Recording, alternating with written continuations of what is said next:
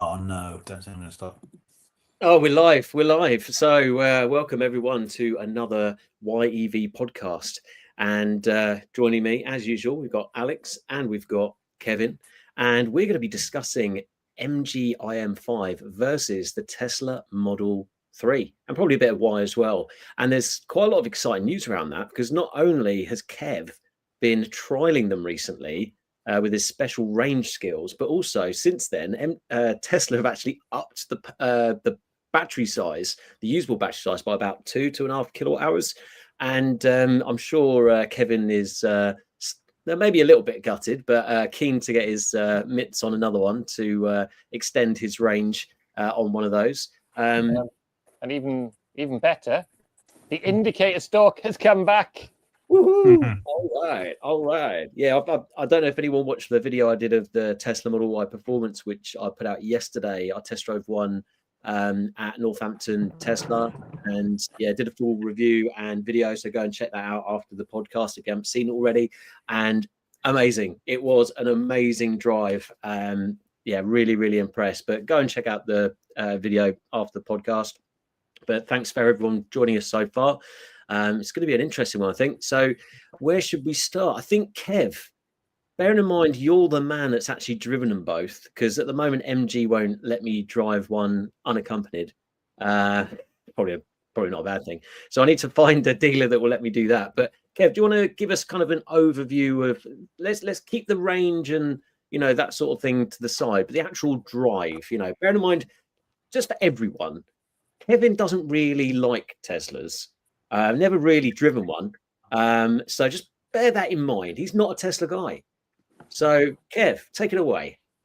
So, weirdly, I've driven them both. And actually, I've never really driven the Tesla properly. I've driven them day to day, for short trips, but I've never driven one properly. But actually, living with one for a week, it may possibly be one of the cars on my list when I replace mine, possibly.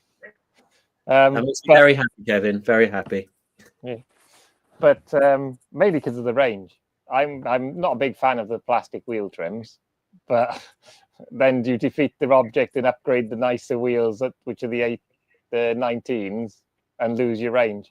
But I mean, you'll see. I've got till March to decide when my car contract ends. So. Okay, well, let's just pick that up a little bit. So, what were your? You said to me before that you were going in there thinking that you weren't going to like it. What was it that won you over on the Tesla? And then we'll get on to the MG IM5. So, kind of the Tesla just worked. I mean, don't get me wrong. I still think there are more interesting looking cars out there from an aesthetic point of view, but it did do the job. And we've never said that they don't do the job. They are a very competent EV. And I thought that everyone would have caught up by now. And just with the Highland one, they've just moved the dial on a little bit more on efficiency. The gap is closing, don't get me wrong. There are other brands that are now catching up. But just the software thing and doing the range they get, they have moved that on a bit. But then so has everyone else. The old earlier Volkswagen Stellantis stuff was nowhere near as good as the new Stellantis stuff. So, I mean, I think, they do have to keep innovating because other people are catching up fast. So when you say it just works, what do you mean by that? I've never experienced the supercharging network, even when I've driven Teslas before. And that it was kind of nice just to plug in and not think about it. So what do you have to think about when you don't have a Tesla, Kev? The paying for it and stuff. Everything's done through the car. Admittedly, this was a press car, so it had free supercharging. Pay for it, but yeah. But it did tell you how much it was, and it is more cost effective. I think it would have cost me 35 pence a kilowatt hour, which, if you do a lot of long trips, you can see the appeal because it is quite expensive public charging. But so, and it just worked, which, I went into it thinking I'm going to hate this. And I came out thinking, it's fine. If you want to drive a Tesla, there's no issues with it. They do just work. Right, my work's done. Right, I'll see you guys next time. No. So talking about the drive, you had the Tesla Model 3 long range, and I'm guessing you had the MG IM5 long range. So I guess they're both four-wheel drive, correct? No. So long range, they're both rear-wheel drive. Both rear-wheel drive. So I was actually comparing two cars that are directly comparable with each other. With current pricing, though, the Tesla is £1,000 cheaper than the IM5 long range. And in terms of, because normally the Chinese stuff and the Tesla stuff, it all comes with everything standard. Unlike the kind of German stuff, we have to tend to add options and things like that. Was there anything like spec-wise that you saw noticeably different between either of them? So the one thing that, I mean, the suspension was a bit firmer on the Tesla, but I think the thing that's which really got me on the IM5 is the four-wheel steering, which is standard even on the one that's sub 40k. That's impressive, isn't it? I mean, and that's something that, and I think, you know, they both handled well, but on the twisty roads when I drove to Scotland in the IM5, it did give it the edge over a lot of cars, the four-wheel steering. The crab steering, I'm not 100% convinced about. Going slightly diagonal into a space is just a bit weird, but I mean, I noticed it on, and when you see it, if people are filming it from behind, you did notice, I think it's 6.5 degrees of rear steering angle it's got. Yeah. So parking it was a bit weird until you get used to it, because the back end turns in more than you'd expect it to. So you end up parking further over. Yeah. But I mean, spec-wise, they were very similar. Double glazed windows on both now. Does your Tesla have the double glazed windows, Tim, or was that a fairly recent? No, that's a recent one. And just to highlight what Casey talks EV, if you haven't seen his channel, check him out. He's just put, now they've facelifted and updated the range to 466 miles WLTP. Kev will do 500 plus if they give him a go. There we go.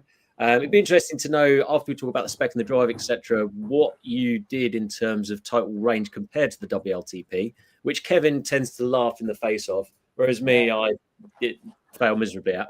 I'm not sure.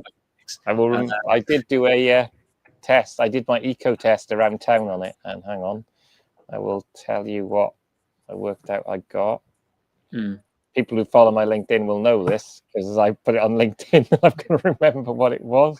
Yeah, when Kevin posted the LinkedIn pictures of the MG IM5 with the wheels at the back slightly, you know, showing the rear wheel steer, it was like reminding me back to the sort of 90s when the Honda Prelude and the, I think, 300ZX and the Nissan Skyline 306 had it as well. My mate of mine's got an R34 Skyline and they've taken it off. I'm sure the Peugeot 306 had rear wheel steering. It was passive on the Peugeot, wasn't it? I remember. Yeah, I locked out my four-wheel steer because people do that for drifting, basically. Yeah. So don't want that. So I just found my eco loop that I did. It did 7.93 miles per kilowatt hour on that. So Tesla don't say battery size, so I had to go by EV database. Yep. So if it's 75 kilowatt hours, that would give it a range, I think, of about 590-ish miles. And that's before they've increased the battery size. Yeah. Not that you obviously drive around town like Kevin. But I mean, I reckon round town, potentially with that slightly larger battery, it's a 600-mile range car around town. But so obviously round town. So how did the MG compare, bearing in mind the MG IM5 has a 100 kilowatt-hour battery versus Tesla's 75 usable? So the IM5 was not quite as efficient. I mean, I averaged driving to Scotland, but I mean, it wasn't the eco loop. I haven't done an eco loop yet in the IM5, right. But I drove to St Andrews from Bridgend to St Andrews on one charge, which was 470 miles. Wow. Okay. And it's the one thing it does, which I have not seen a car charge this fast ever, is it peaked at 330. Well, I looked at the graph. It peaked at 335 kilowatt hours or kilowatts charging speed, and went from 11 to 80%, because I couldn't get it quite to 10%, 11 to 80% in 16 minutes, 54 seconds. and at 90%, it was still pulling 94 kilowatts. Well, I think the top DC charge is like 396. I've got some BP chargers going in near me, which might be able to charge it a bit quicker. But, you know, this is what I think we've spoken about many times on the channel before. It's one thing having a car that can do that kind of, you know, kilowatt draw on DC power. It's another thing finding a charger that will actually produce it. So was it a grid serve charger you used? Yeah, it was actually one place. We weren't sure if it would do it. It was Kinross grid serve. So it wasn't a grid serve hub. It was just a Kinross services. They did it, and we plugged it in, and it went straight up to that thing. So it must be a well-powered site, because we thought we might have to try one of their proper, you know, Braintree or Norwich, one of those, to get the full. But yeah, we got the full power on it. Which Dean's thanks for commenting, Dean. Mentioned something which I again mentioned in the Model Y performance video yesterday, is the fact that Tesla, they haven't actually changed their architecture, and they haven't changed their max DC charge speed. So my 69 plate Tesla Model 3 has got a max DC charge of 250, and the new Tesla Model Y and Model 3 has got a max range of 250. Bear in mind, we're 6 years on here. So maybe they're saving money, because we know what Tesla are like in terms of cutbacks with the indicator stalks, although they're bringing those back, because that's clearly harmed them. I know for sure it has, with talking to people recently. But yeah, maybe do you need it to be that quick? I mean, bear in mind, I don't know if they've actually changed the charge curve. So if anyone doesn't understand DC charge curve, so it'll get to a certain point, depending on the heat of the battery, state of charge of the vehicle, so what percentage it's at, and it'll get to a peak, and then it'll kind of fall off. So I'm not sure if they've improved the charge curve. So if anybody knows if they updated the charge curve, whack it in now, or pop it into the comments later on. Be really interested to know any of the mega Tesla geeks out there. So obviously charging speed, the IM5 wins. Maybe we should say win and lose. And maybe I've got a board here, actually. Scoreboard, I've got a scoreboard here, guys. It's just about to fall over. So I haven't even got a pen, but I don't know. I'll work it out. So MG5. Do we trust Tim to be impartial here? This is a balanced podcast, mate. Hang on, let me find a pen. Hang on. Come on here somewhere. There we go. So MG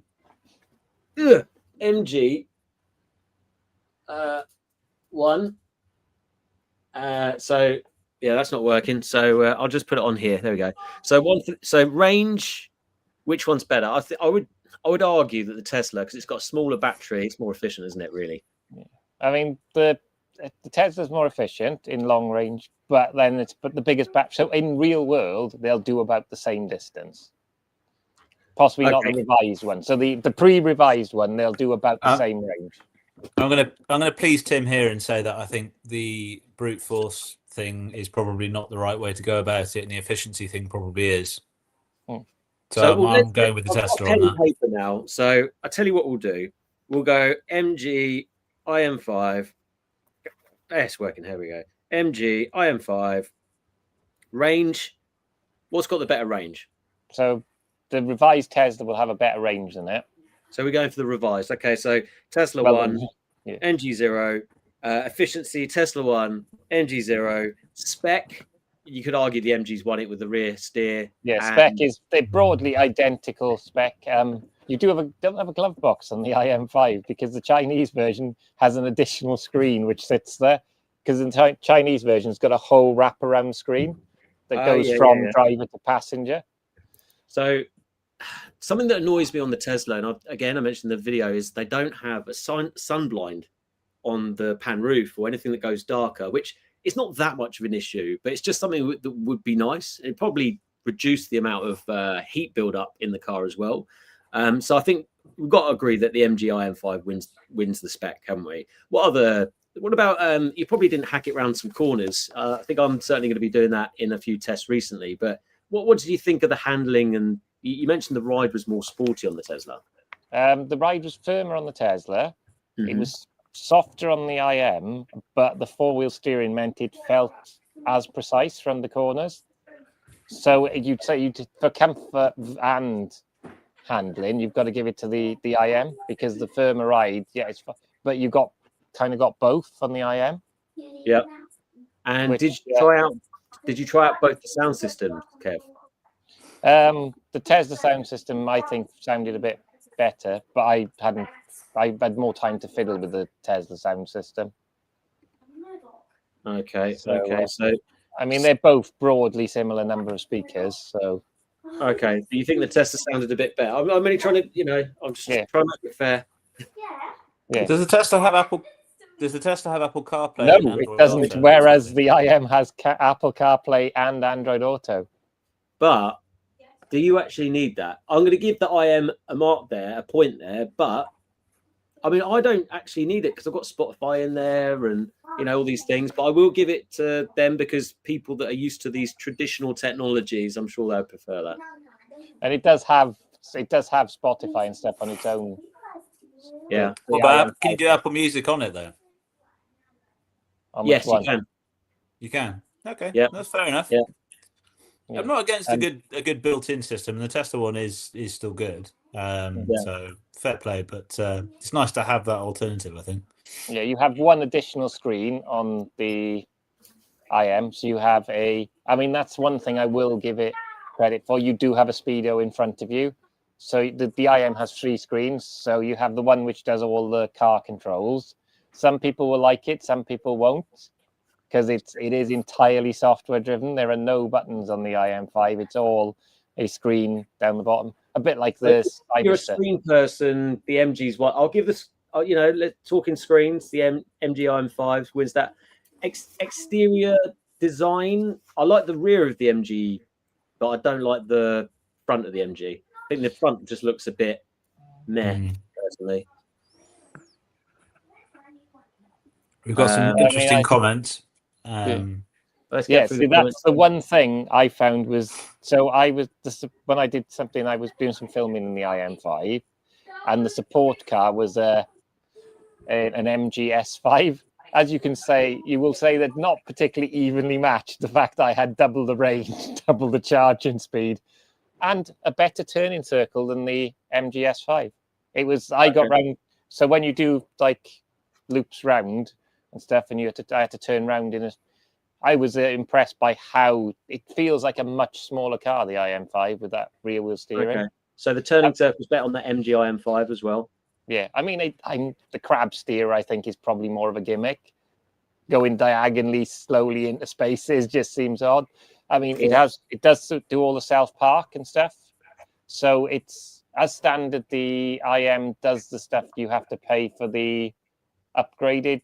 It's not full. What's the upgraded? There's standard, like, radar cruise control on Tesla. Then there's the middle one, the enhanced autopilot. Enhanced, yeah. So to get the self-park and stuff, I think, is that full self-drive you have to go for that, or is that enhanced? No, that's on, I'm pretty sure that's pretty standard. It's the full self-drive is kind of, isn't really fully released sort of thing, but it does it does actually do summon on the enhanced, but on the full self-driving, it does that much more. But we've already done spec. Let's not go back. Price, the Tesla's a grand less, isn't it? At the moment, yeah. The long range IM5 is, I think, 44, and the Tesla is 43. But that could change. Obviously, it's semantics at the moment. Yeah. So and also both above the currently above the tax thing, where you get the supplement, the £400 supplement on the first 5 years of tax renewals. No idea. Which is annoying. They need to change. That needs to be tweaked in a few weeks, but we shall see.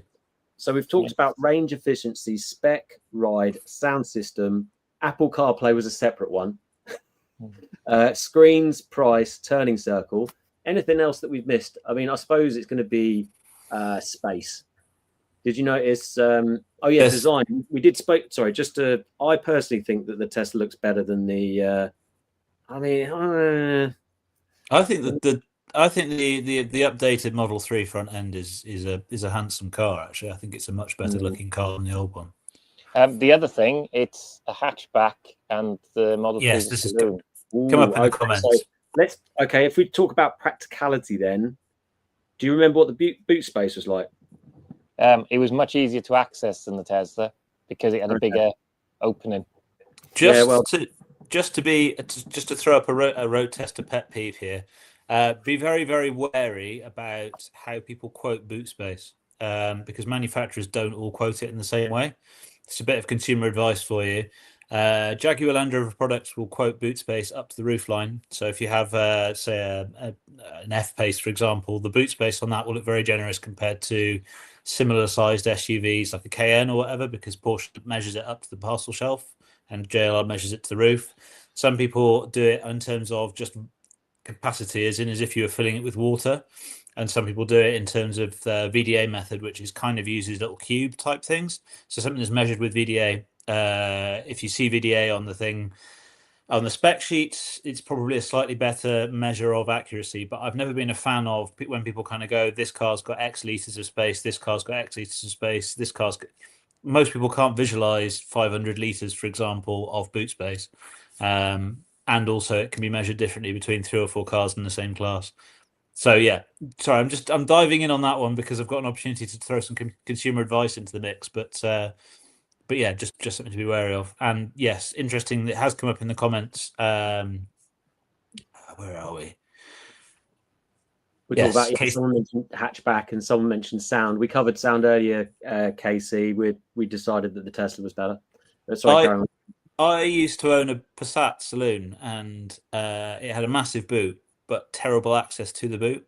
So you'd, quite often with a big box, you'd have to fold the back seats and push it in from the back, from the rear of the car, as opposed to actually kind of dropping it in diagonally from the back. So yeah, hatchback would always be my preference in a car of that size. Okay, well. Yeah.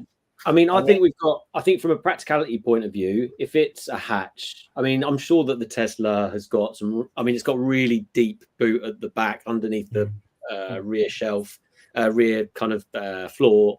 And I mean, did you notice I keep swatting flies. It's got daddy long legs and everything galore in my garage today.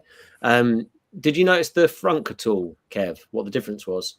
Yeah, well, they're very similar sizes. Again, they're both... Yeah. Fairly.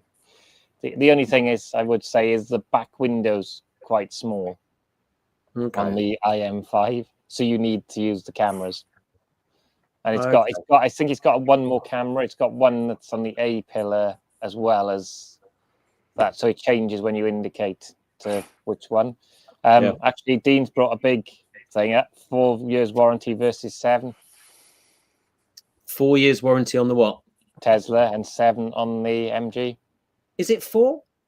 Yeah. I thought it was 8 on the powertrain. 5 or 50,000 miles. What about battery and motor though? They're identical. They're both 8. Okay. So powertrain's the same. I think that's a kind of European UK thing now, isn't it? But the 8-year battery. Yeah. Okay. It's coming in with Euro 6, not Euro 6. Euro 7. Yeah, well, just to hark back to our is EV servicing a scam? What's the servicing regimes like on the MG IM5? I wonder. Sensible versus fantasist. Sorry, I can't resist. Okay, so I think we know who won that one. Okay, so there's a couple more in here. So best to look. Oh, we got. Alexandru, how you doing, buddy? Thanks for commenting. Best is to have a look at their ADAC check for the boot space, shows the practical volume is. Good man, thank you. And yeah, Dean's mentioned about the warranty. Okay, so I mean, that sounds like we could go into a bit more detail, but this was just a bit of a off the cuff test. So just to go through it, unless there's anything else people want to add. I mean, I think, you wouldn't be unhappy with either of them. No, they're both, MG. When you think of where they come from, when you look at like the first MG ZS to the IM5, it's night and day. They've moved that on so much more. So yeah. I don't think you'd be disappointed with either. So I'm just going to put in charging in there, just because. I like Teslas, and also app. Did you play around with the app on the MG at all? I couldn't because it wasn't. I only had it for 2 days, so I couldn't set up the app. but the app looks almost. I've seen videos of it, and it's pretty much identical. Oh, okay. Well, I'll take the app one out, but we know that the Tesla one's probably going to be better, but I'll leave it out just because we don't really know. So we've talked about range. So this is MG IM5 versus the Tesla Model 3. Range, efficiency, spec, servicing, ride, sound system, number of like screens, price, charging. I did that one in there. Turning circle, design, practicality, and warranty. Just gonna tot up the points here, chaps. Speak among yourselves.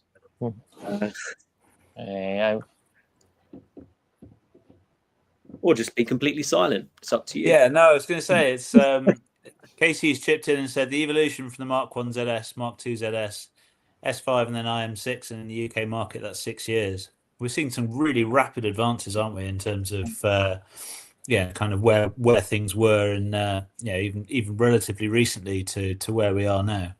Yeah, I mean, and the other thing to note is the IM5. Okay, it's 44,000, but it's got decent spec, double glazing, and everything. If you got that in an Audi, you can add another 40,000 easily. Yeah, absolutely. So, drum roll, please. The scores: MG IM5 versus the Tesla Model 3. That's my drum. 7 each. Sacre bleu. Yeah, I thought it would be likely to be a draw because they both have good points and bad points. Well, I don't think any of them got bad points. They're like pipping each other on a couple of things. It's just down to personal preference, isn't it? And I'm not going to get political with it because it'd be rude to. But yeah, I think it's just down to personal preferences at the end of the day, and design. And if people want like the as I would call it, the traditional car layout inside versus the kind of the Tesla one. And I think this is quite important to talk about, actually, because I mentioned in the video yesterday that I think a lot of people are stuck in the noughties when it comes to interiors, because it's a bit like having a BlackBerry or a Nokia for your technology compared to a smartphone. And that's how I see having buttons in a car versus no buttons in a car, if you catch my drift. So from people say easy to access and all the rest of it, I personally think, like, after driving Tesla, so I'm obviously biased, that I don't ever have any trouble like working out, doing the heated seats, all the rest of it. The voice control works well. So that's kind of my take on people that want the buttons. It's just like they're harking back to what they're used to, which could you could argue that with the indicator stalk, but I think actually the indicator stalk is a better thing than having it on the steering wheel. So I'm glad that Tesla have brought it back. It wasn't as awful as I thought it would be. It was sometimes you'd be there in a roundabout and you're like, oh no, which way it's going to be? It was like using your tongue while you turn it. Most of the time it was fine, but it's like roundabout, not the most. I mean, I had to drive like a German brand driver and not use the indicators. What brand is it? Oh, is it Audi maybe? Audi, any of them. Depends on if you got the option or not. I was going to say that the thing with transitioning away from buttons is there's an art to doing it well. And I think some of the brands that have had kickback to it are the brands that have done it in a way that is not intuitive. I mean, there are certain things on Teslas that we know don't work particularly well. There are certain things on all sorts of different brands. I mean, I thought BYD. Sorry, on a list. What doesn't work? That works well. Well, the indicators which you just mentioned, and I'm also, I don't know about the swiping into the drive modes thing on the screen is a bit much. Yeah. But I'm in two minds about that. I'm in two minds because I was getting used to it, but again, I think I'd probably go for the sexy buttons and actually have the other stalk personally. Well, but that's me. I thought when I had the BYD, I mean, this is another one that's possibly worth mentioning. So the BYD Seal is also in this kind of group, isn't it? Is that I thought the BYD Seal was a really well thought out car on the whole. Drove really nicely, looks good, feels really nice quality inside. But I thought the touchscreen was too much like a tablet, and I think it just didn't quite have that kind of at a glance. You can just kind of it's just there, and you've got all the stuff even if it's on a touchscreen, there's a way of laying it out that kind of works. And BYD hadn't quite got that in the way that Tesla had. And there's a lot of people that are trying to do a Tesla-esque display, user interface. I mean, I know what do they call Aura, GW and Aura have some of their stuff is kind of aping some of the design of the Tesla display, and it doesn't work in the same way as it does. And Volkswagen's the other one that's got. I mean, they didn't do anything that was like the Tesla display at all. But they've ended up kind of having to go back and start again with the design of that because people just didn't like it. It was too big a step for Volkswagen, which is quite a conservative, small c conservative brand. So I think there's a way of doing it, and I think Tesla does it on the whole, mostly well. I know Volvo's had some pushback recently as well, hasn't it? With some of the stuff on that, where one thing that I thought was interesting is I had a relative say to me, I would find it quite hard using a touchscreen, if we're talking about screens, saying that I would find it quite hard having a touchscreen in the car because I would need 2 pairs of glasses. I'd need one pair to be able to operate the screen in front of me and the other pair for driving. So vision and distance, and which I hadn't really even thought about. I mean, I'm not quite at the varifocal age yet, but yeah, that's another point that's worth kind of considering in terms of the screens and stuff. No, I'll tell you what. I've got a lot of the specs here in terms of the different vehicles, etc. Because we've got the MG IM5 here. There's the standard range version, which is 75 kilowatt-hour usable capacity, rear-wheel drive, single motor, 304 miles WLTP, and then we've got the long range one, which Kevin drove, which the mileage was, what was it total? It was like 430, I think, from memory. 430, I think, then, wasn't it? Yeah. Do they do a long range full drive as well? Yeah. Yeah, they do that. Yeah. And if you compare the performance version of the MG IM5 versus the new Tesla Model 3 performance, the Tesla is like 3 seconds or 2.9 seconds or 60. The MG is 3.2. The Tesla, and this is what I was amazed at with the Tesla Model Y performance, is compared to the long range, there's only 6 miles difference in range. And the new Tesla Model 3 performance is 466 miles WLTP. Is that right? Yeah. I mean, it makes me kind of think that the range on my Tesla Model 3 is awful. It really is compared to those cars, isn't it? Let's be honest. Yeah, I mean, the other thing, actually, you were talking about the BYD Seal. When I had the Tesla, I went to an event and did drive the BYD Seal as well.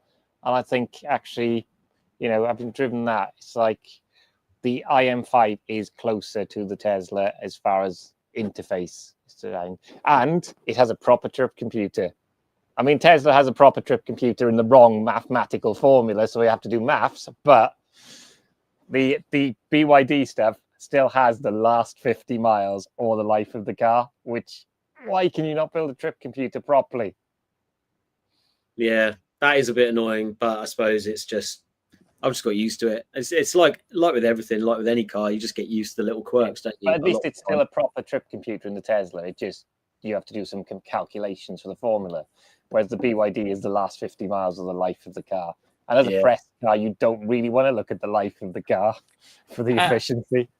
And as a fleet car, I mean, a lot of these cars go into fleets, as you know. People want to know what they're kind of getting efficiency-wise on the trips and kind of get some idea of cost. I mean, obviously you don't get the full cost with the trip computer, but it does give you some idea, doesn't it? Yeah, and actually, this is the one thing as a technology company I wish Tesla would do, and it would be really easy for them to implement: head-up display. Yeah, all the other cars that have competed with it have HUDs. So MG IM5 has got the head-up display as well, then. Yeah, I forgot to mention that because it's just it's something you kind of expect these days on cars at that price point. They have head-up displays. Yeah, and actually, Mark Fowler's, why don't they have a HUD? Yeah. Yep. Interesting, Marks, but about the anything on the steering wheel. I mean, I think indicators on the steering wheel and stuff is a nightmare. But it's interesting with the stuff with the Volvo EX30, and I presume the EX90's got the same thing, where you adjust the mirrors off the indicator off the the buttons on the either side of the steering wheel, which sounds all right until you do what I did, which is you pull up on the drive and want to adjust one of the mirrors and the wheel's upside down. And then you'd have to like spin it around the other way. Otherwise, literally there's not even kind of planned into it where it's kind of recognizes the position of the wheel and then you can adjust things the right way around. Little things like that, just it's doing it right, isn't it? There's a knack to it. All 3 cars that I've drove have that for now, adjusting the mirrors. So IM5, Tesla, and the BYD. None of them have a little button for doing the mirrors anymore. They're all on the steering wheel. Yeah. Hey, I think, even though it hasn't got the head-up display, I think, as we can all agree, Tesla are trying to cut costs and keep the prices low. But I think they seem to always have the better margins to play around with, which gives them a competitive advantage when it comes to, from their point of view, when it comes to race to the bottom and all the rest of it with supply and demand and stuff like that. So I completely admit that Tesla do that. Yeah, and I guess that's probably why the indicator stalks come back, because the steering wheel is then the common steering wheel for the Y and the Model 3, so it's the same bit. So then you're using double you're getting double the mark, ordering double the quantity of steering wheels, aren't you? Yeah, that might be it. I think it's probably because it's been harming their sales. I know for sure that it has been harming their sales after talking to other people, indicator stalks and all the rest of it. But as a few people pointed out in the comments, and as I mentioned earlier, you can get the sexy buttons with the stalks, which I know a few my colleagues have, a couple of my contacts have got as well, where you can put the drive mode on there as well, and loads of other features, actually, loads of really cool features, like the... Yeah, I have a question since you've driven the Y. Yeah. What buttons are where the indicators are? Have you got extra buttons on the steering wheel? I didn't really look at them, to be honest. I just the only time, I never even looked at the buttons on the steering wheel, because I'm just wondering what's looking at the road and giving it some pasty around some corners. I didn't really, because I wanted to focus on the performance elements rather than the kind of standard bits. But something as a bit of a highlight from that video is the fact that the new Model Y Performance has got the bigger screen. So instead of 15.4 inches, it's 16 inch. It's the same size screen, but the actual display fills more of that screen. The Model 3's got the thinner bezel now as well. Oh, has it? Oh, it said that the Model Y one was the same as the Model YL, which we don't get in this country, which is the longer 6-seater one. It's probably why they got rid of the X in this country.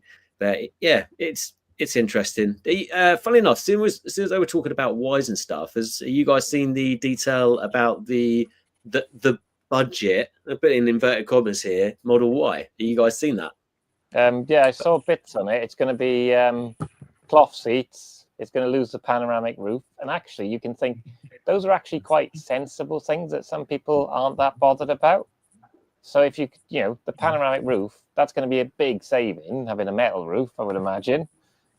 And things like cloth seats. Well, people live with cloth seats on more entry-level cars. So I think it's going to be kind of cost reduced. I would imagine it's going to have an LFP battery as well to bring the costs down as well. So I think, there's sensible things. And actually, I think they got rid of the light bar at the front as well. So I don't know what the cost saving is there. But from what I've seen detail-wise, price, it's only $5,000 or $5,000 cheaper than the other one. I'm sure it must be, Sorry, Alex, you were going to say something, buddy. No, I was going to say with the light bar, it's probably not a cost-saving thing, but rather a way of marking out, making people spend money on the higher spec ones. It's a very obvious way, different differentiator, isn't it, between the low spec ones and the higher spec ones? It's a bit like the headlights on the Ioniq 5, where you lose the signature headlights on the entry level ones. You get more basic lighting, and you kind of lose part of the appeal, the visual appeal of the car. It's all about price positioning, isn't it? Really, so.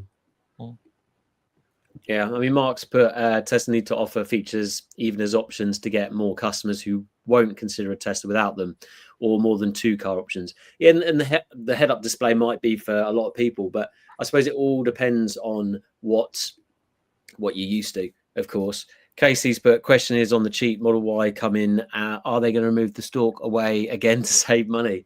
I don't reckon. I don't think no, because they cheapened it by the more cars they can sell with those same bits on. That's a cheaper thing. Because how much does a stalk cost an OEM? I mean, yeah, you go and buy one and it's probably 50, 60 quid. But what's it cost? It's costing an OEM pennies. Because we did an experiment once when I was in work. We worked out on parts how much it would cost to order the parts for a Ford Ranger to build it, and we got it up to £120,000 worth of parts. And it's like they don't sell it for 120,000. So that's just parts, no labour, isn't it, as well? Yeah. Well, Tesla have obviously done something wrong. I saw that Tesla shares went up quite a bit, and then they went up a lot more. Then they've come back down to where they came up to in the first place, which is interesting. So, because they've been making quite a few announcements with the Model Y being spotted and the new ranges and a lot of the other stuff. So it's interesting to see what happens there. Although you keep hearing lots of negative stuff about BYD and their massive debt. I don't know. I saw a couple of things on the socials with regards to that, but you've got to be careful with the socials because some of them are, absolute rubbish, aren't they? So I think the thing is, like, you can't see BYD is not going to fail and stuff. I think actually I'm talking about BYD and because they make a lot of buses and batteries and stuff. MG have entered the bus marketplace now. There's MG Commercial was announced now, so they've got a bus platform to compete with the brands like Yutong. Interesting, yeah, because in the bus market you've got the Yutong, the BYD, obviously Volvo. Volvo's just released a bus with a 700 kilowatt hour battery. Wow, it'd be interesting to know what the speed is on that one. So that's all the HGVs are out there now. You've got MAN, Iveco, Daimler. Makes you wonder who owns all of the old van brands like your Bedfords and your other bits and pieces, isn't it? Bring back the Stellantis still own them. And you got Morris Commercial was and it's not the same thing, but you got Morris Commercial. I'm just wondering if there's any kind of derivatives in terms of MG or ex-British Leyland stuff that might have passed over that might be applicable. But yeah. Well, MG have got Morris not the same. Norris Commercial's not the same as MG, but yeah. No. Well, MG have got the Maxus brand. That's also owned by SAIC, SAIC. Who else do they own? Geely? Oh no, Geely's a separate giant. MG, Maxus. Can't remember now. Rover, which is pronounced Rover. They own that brand, don't they? Yeah. Cherry, maybe Cherry they own. Cherry is a motorcycle. Yeah. There's so many, isn't there? It'd be interesting to see what they do in the bus market, that's for sure. But yeah, I mean, there's things like Right Bus, but begins with a W. They've got the buses, but they've also got Right Tech, I think it is, begin with an R, and they've white labeled a brand of Chinese LCV, so like a smallish kind of van. LDV is now owned by SAC. Thanks, Dean. LDV, there we go. Yeah. That's LDV is the Max is sold as Maxus here, isn't it? So yeah, because weirdly the E-Terron 9 is sold as an MG in many markets. Is it? Well, yeah, it's got an MG badge on the front. Well, as soon as they were talking about, sorry, go on, Alex. Yeah, I was going to say Leyland vans, MG with Leyland vans. LDV is Leyland DAF, isn't it? Leyland DAF vans. So yeah. I was lucky enough to go to the Leyland DAF factory up north, and they actually have the diesel trucks being built on the same line as the electric ones. So each vehicle, I mean, it can't be the most efficient way of doing things, but it seems to work for them because it's running really well. But I think they're upgrading that factory to have more kind of battery focused vehicles, etc. So, which is good. But yeah, I mean, it's interesting. There's so much going on in the market at the moment. Be interested to see what the Everything Electric shows like this weekend. Obviously, there's Friday business to business day, and then Saturday and Sunday where they've also got Zap Heap Challenge. Are you guys going to that at all, Kev? I'll be there on the business day with my day job hat on. So, yeah. Alex, you wandering down? It depends. Yes, potentially, but it'd have to be on the Sunday, so we'll see. Yeah. I haven't decided whether I'm going down Friday and Sunday yet. Yeah, I do want to definitely go down there a weekend just to get some footage, because I'm sure people want to see what's going on down there, because not everybody can make it. But yeah, just a little bit nervous about what's going to be there. Although there's going to be the eclectic mix of EV conversions, which Felton have already put a video out of some interesting classic EV conversion stuff that's going to be down there. I don't think there's any modified stuff there, but something very exciting. And I'm not sure if anyone watched it recently, but Ben Collins, the old Stig, he took a Tesla round the Nürburgring. And I was at the EV meet today, which was organised by MT3, and I'd been promoting it. And the same car was down at Gasoline and Juice. So lucky old me got to chat to its powered PWRD, and I managed to do a video. Basically, they took this £10,000 2019 Tesla Model 3 Performance for 10 grand, hundreds of thousand miles, and then they fully modified it. And they took it around Nürburgring, Stig drove it, and he was really quite complimentary about it, which is quite interesting. So I think this is now the Tesla Model 3s and other EVs have come down to that price now. It seems like they're getting a lot more traction in terms of people buying them. My next door neighbor, a couple of doors down, he just bought a Tesla Model 3, long range, 22 plate, 56,000 miles. It's long range, but it had performance front rear brakes and 20-inch wheels on it.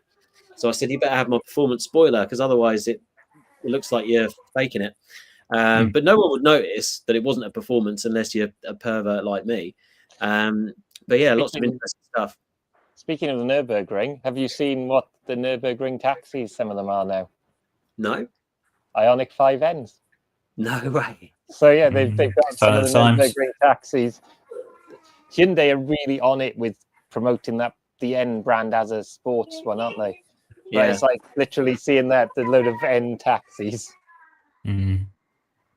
Yeah, it's certainly times are changing. Apparently the chap from Powered with that Tesla Model 3 that I met, he said that there's loads of chargers down there. You think of Xiaomi and all the other EV brands that go down testing there, they need the DC charging support there. So I think maybe we'll have to take Rusty down there next time. I changed from winter tyres back to some decent ones. Unfortunately, the people that were going to give me some free tyres I've not heard of again, because they were trying to get me to do lots of things I didn't want to do. So that's gone by the way. So I'm just going to be relying on my Michelin fully winter tyres for the rest of the duration for a while. But yeah, no, I think it'd be good to. I would say we'd take the Nissan Leafs that we were talking about, chaps, to Nürburgring, but I think it'll probably take. I think we'll have to take a month off to do that. Just rent a transporter, it'd be fine. Yeah, electric. Tow them with EV 9s. Or Ioniq 9s or something. We'd have three quite different experiences there, wouldn't we? Because Kev would get at least 5 laps in on a full charge. I reckon I'd run out about halfway around. I wouldn't even make it to the carousel, mate. I'd probably put it on its roof. Put it on its roof or something. Yeah. But yeah, what are you guys up to this week? Well, should we answer Mark's comment first? Oh, sorry. Well spotted, Kev. Are Stellantis going to increase the battery size on the e-Rifter? So this is interesting with Stellantis because they do have some big batteries due soon. It's in the DS7. They've got the 98 kilowatt hour pack, haven't they? And it's coming to the Grandland and some of the other ones. So you'd hope that they should be able to increase the van batteries in at least the e-Expert one, if it's not in the e-Rifter. But it just, every time I hear about bigger battery sizes, and I know Tesla just increased theirs by 2 kilowatts, but bearing in mind we were comparing the MG IM5 versus the Model 3, there's 20 kilowatt hours difference between those two cars, and there's not that much range difference. So maybe the focus should be on the efficiency more so than the battery size. Bearing in mind, I suppose companies are going to benefit from that as well, because it's going to be, although batteries have come down in price a lot, they're going to benefit by having better margins by focusing on the efficiency, right? And for everyday driving, range isn't everything, because you're going to pretty much stay within your range most of the time for most people. So actually efficiency is so key.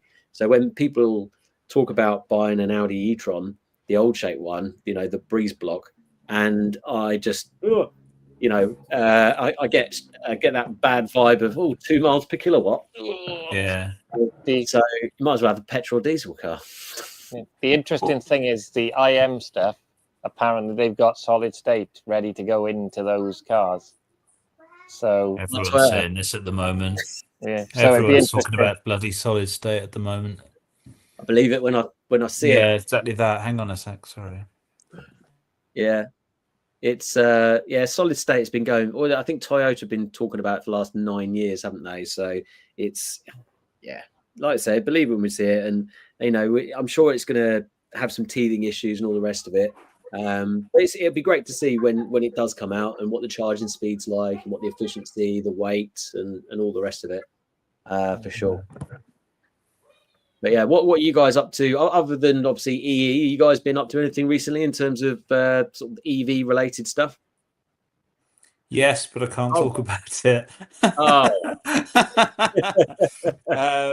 Yeah, I'm due a bit of a catch up. Kevin's embarrassing me at the moment in terms of product knowledge and so on. I'm in need of a bit of a catch up soon. So in terms of stuff I can talk about, very limited at the moment. But yes, I have been. I'm doing a lot in the EV related space, but I can't. Yeah. Hey, how's your Mocha going? Can we have an update on the Mocha? Yeah, as I mentioned to Tim the other week during our servicing episode, we had a really easy trip to London in that. But yeah, lovely boxes. Easy. Even though it's not the longest range Mocha in the world, longest range EV in the world. It paired that with the app this week. So the Stellantis app that gets rebranded by different brands, but basically has all the same issues regardless of which one you pair it with. I've tried the Citroen one, the Vauxhall one, and the Peugeot one, and they're all equally so. Paired it with that this week. It's got a few extra features the Rifter hasn't got, like you can unlock and lock the doors, flash the lights, and honk the horn, which the kids think is great. But I mean, this is all stuff that Tesla was doing a long time ago. So it's nice. This kind of other brands, I guess, catching up on that. Yeah. I feel like we need a new segment, and I think we should go on Auto Trader every week and see what the cheapest electric car is on Auto Trader. And I'll give you one guess each. What is the cheapest car on Auto Trader, Alex? Fluence. Oh, wasn't expecting that. A bit of a curveball. Evan, what is it? I was going to say it's going to be a Zoe or Leaf, isn't it? Or an i-Leaf. No, it's a Peugeot Ion. I was closest. The i-Leaf is almost the same car. It's like. Yeah, so that's a 2011, 88,000 miles in Norfolk, 54 miles away from me. So there's a very small chance that I might make it home in the vehicle if it's got, an extra battery or something. So yeah, that's 1,600 quid. I mean, it looks all right. It doesn't as a around town run around, it'd probably be quite a useful second car. But if you need to go any distance, it's just got DC charging on it as well. If I remember, it's got Chademo on it. Yeah. Oh, okay. Yeah. Okay. So 88,000 miles. That's some going in an i-Leaf. How much do you say? 88,000. You said, didn't you, Tim? Yeah, 88,000 miles. Yeah. On what plate? It's 11 plate. So 14. Yeah, 14 years. 88. Oh, my maths isn't math. Apparently my maths isn't mathing. Casey is looking at the insurance quote for an Ion. What have you got back so far? I must admit, for the sake of 1,600 quid, I reckon I might be able to get most of my money back and sell it on by doing a video of I bought the cheapest electric car and do some DIY mods on it, depending on what random stuff I've got in the garage. It's rear wheel drive, isn't it? Real drive. Oh, okay. So yeah, turn the PSI on the tires up to about 55, and this sounds. Can you turn the traction control off though? Oh, you can do anything with a laptop, I'm sure. It'd be interesting to see how well the Dynoc, the fake carbon fiber all over the dashboards lasted on that. But they were like 30 grand, weren't they, when they were new? And then they kept dropping the price. I mean, 30 grand, and that's 30 grand in like 2011, 2012 money. So they were mega money. Sounds like such a good video, and I could that would really annoy my wife, which I'm not looking to do, because I do that enough already. And I've actually got 3 Teslas at the moment because I borrowed one off a trader mate of mine who's trying to sell one that he's got. It's a 71 plate black Tesla Model 3 long range. 106,000 miles. He wants 14 grand for it. So if that sounds of interest to anyone, let me know. Drop us a message or what have you. I mean, it's got, it needs some wheels sorting out and that sort of stuff, which I think he's going to be doing some of the stuff. But yeah, it's not white though, which is good. So I've been driving that around. So another car would really probably put me more than in the doghouse. But that sounds like quite a cool little project for 1,600 quid. You could be the first video. I cut my teeth driving the IM5. That's the first EV that I actually lived with for any. I mean, it wasn't any length of time. It was only a week. But I remember like driving that down and having to take a special route to the office because I couldn't quite make it on one charge. But actually parking it inside the office to charge. I've got a photo of it inside part of the office where I used to work. That's where I can find it. It's a bit like that episode of Top Gear when Clarkson brought that Messerschmitt in. Peel P60, wasn't it, in the office? But your first video's done already, Tim. Will you actually get home in it? Well, yeah, exactly.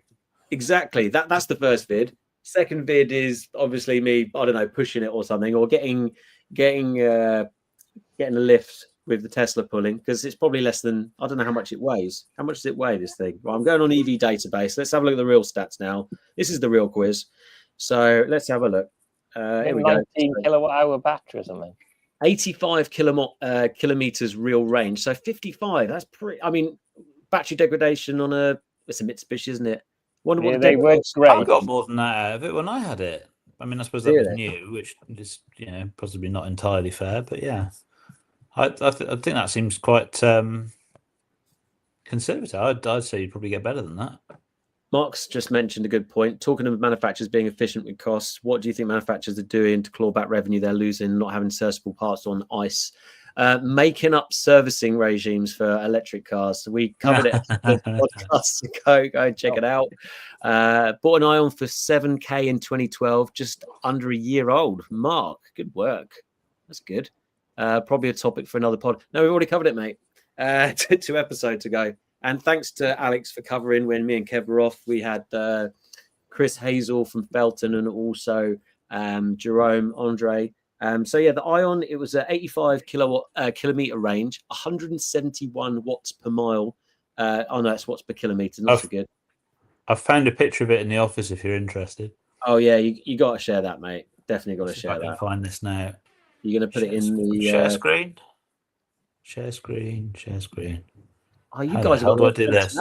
I've given you all the passwords, haven't I? You have, yeah. Is it this one? Share this window. There you go. Yep, that's it. Is it working? Oh, hello. Hang on, let's just change this. There we go. Look at that. Look at this. All technology. Oh, look, it's got and everything. And it's got like go faster stripe on it. Look at that. Yeah. Nice. So yeah, there you go. Well, funnily enough, this reminds me because we actually, there we go. There used to be either a Mitsubishi or similar sort of thing, because it's Mitsubishi, Peugeot, and Citroen, same car, a bit like the Igo and Toyota, Peugeot, and Citroen.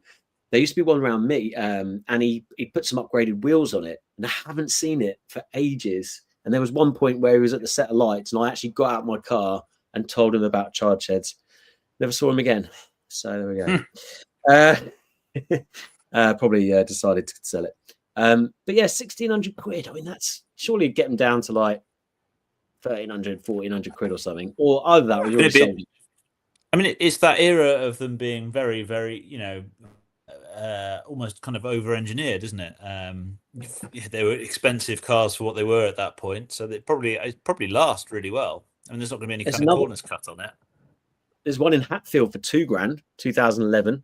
done 48,000 miles in a rather lovely silver. I'm obviously completely ignoring all the Nissan Leafs here. And the G Whiz, which is a staggering 1975. I wouldn't touch that with a 10-foot barge pole if someone right was now, paying anyone me. in the chat, has anyone driven a G Whiz? And Alex, while we're waiting for people to add it in there, because I'm really interested to find out if anyone has actually driven one. Kevin, Alex, have you ever driven a G Whiz? A friend of mine has, and said that he he went up over Hammersmith flyover in it, and when he put the heaters on in it, and he said you could actually feel the drain on the. I think the G Whiz has held the image of the G Whiz and everything that came with it, held EVs back in terms of credibility. Tesla did a lot to kind of claw that back, but it didn't do the image of EVs much good at all. Do you remember when Fifth Gear crash tested against the table, and the table won? Yeah, they crashed into a table, and the table came off better. So if anyone, it was a quadricycle, wasn't it? Not a car. So it's kind of heavy quadricycle, wasn't it? So if anybody remembers, a long time ago, a couple of times I've visited a chap called Paul Crompton, and he's like the original EV guru. Go back and watch the videos, but in one of the videos, I get to drive his G Whiz. Now, I can't remember if it was an AC version or a DC version, because there are two different versions. And it was an experience, I'll tell you that. It felt like the windscreen was just about to touch my nose. And I've got quite a big nose anyway, but it's, but it was honestly the most funny thing I've ever driven in my life. I think I've probably felt safer on my BCA Aerial 3 scooter, which has no, it's definitely an Citroen AX would feel safer by about 10 times. I drove something I think might be quite similar to that. I drove an electric Hummer quadricycle, a bright yellow one. I don't know whatever happened to the company that was importing them, but yeah, there was a company that was looking at kind of bringing them in, and it's quite a cool looking thing, but it was about as far from an actual Hummer as you can possibly imagine. It was kind of G Whiz sized, and plastic tub. So Mark makes a really good point that Ion does rust really bad underneath, and apparently issues with the onboard charger, which is interesting because I remember watching a video. Who's the guy that does all the videos of being at the auction, and he's the one that found Johnny Smith's video and Tesla Model S and stuff like that. I forget his name now. I am connected with him, but yeah, rubbish names. He did a really good video of getting one up on the ramp, and they rust treated it and all the rest of it. But he said the rest of the car was fine, but the underneath was a bit, rusty special. But yeah, I mean, I suppose we should wrap this up. So what is everyone doing this week? I'm, again, as normal, working hard, trying to find some more fleets to do some electrification reports for Dynamon to show them a nice, quick, smart and cost-effective way to electrify their vans, trucks, etc. Jonathan Porterfield, thank you, Mark. Good man. And just one more comment in there. Guy up the road from me just sold his 30 kilowatt-hour Leaf. It was 66 plate, a centre spec. A centre's like middle spec, by the way. 58,000 miles. He bought it 3 years ago for 14K. He sold it for $2,000. A great deal for someone. Yeah, the 30 kilowatt-hour battery just scares me. But yeah, like I said, working with Dynamon, probably going to go to the EE show. And this Wednesday, I'll have that video coming out of that track Tesla Model 3, as well as the rest of the EV show, because there's some decent cars that turned up. And also a line of Ultimas, Alex, about 7 of them, just coming past gasoline and juice. It was pretty cool. What are you guys up to this week? Nothing I can talk about, I'm afraid. Sorry. Okay, moving on. I was going to say I'm driving the very opposite of a G Whiz because I'm in an Ioniq 9 this week. The tank. So the all-wheel drive 300 brake horsepower, 110 kilowatt-hour battery ultimate version. Nice. So, I'll be interested to see what amazing efficiency you get out of that, Kev. No doubt it would probably be like 5.5 miles per kilometer. It is the all-wheel drive one, and it is basically I'm driving a house. So don't start coming with your, what's it called? Those things. It has its own gravity field around it, doesn't it? Like the I was going to say Keep it away from the Polo. It'll be dragging it out the garage and into but orbit. it's a Hyundai, so it'd be lighter than the Kia, right, Kevin? So you get load more efficiency. Just get Warren to drive it. He'll drive it efficiently for you. That cycle speed. Yeah, exactly. Yeah, Jonathan Portfield, bang on mark. But thanks everyone for commenting. And don't forget, Chargeheads will be here on Wednesday for the track video, and we'll be here again next week. Let me see what we've got coming next week, because I'm not sure if we have got a subject. We'll probably be talking about the Everything Electric show or something that's happening in the news, because there's always something going on. But thanks everyone for, like I said, commenting. Thanks for attending, and we'll see you next week. Thanks, Kev. Thanks, Alex. See ya.